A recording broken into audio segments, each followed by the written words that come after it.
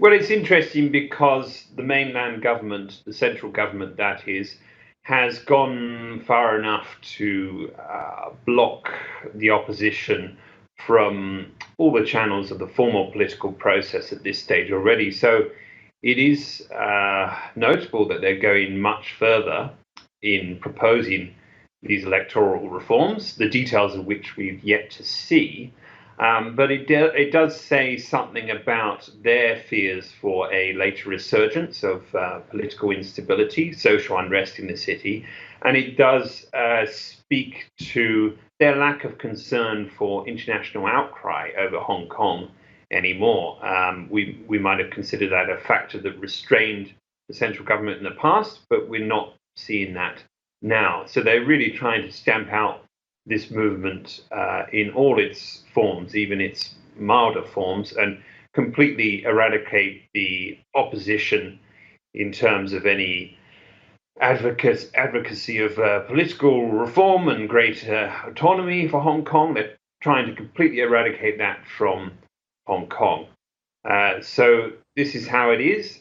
They've gone further than most people could have imagined, and there's no sign that they're stopping anytime soon.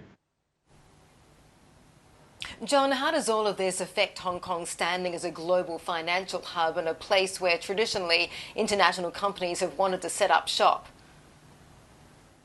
So as a financial hub, it doesn't make that much difference. It's certainly not a positive.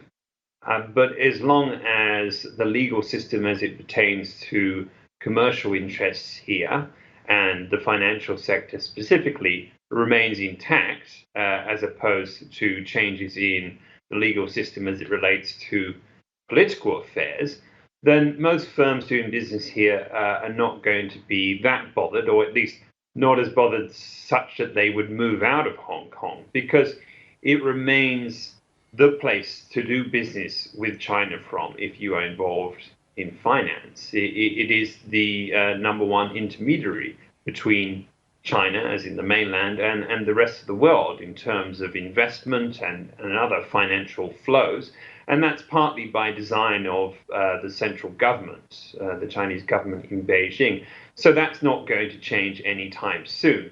So we shouldn't expect some sort of serious flight of international firms involved in the financial sector in Hong Kong to other hubs in the region, at least not in the next 5 years, I would say.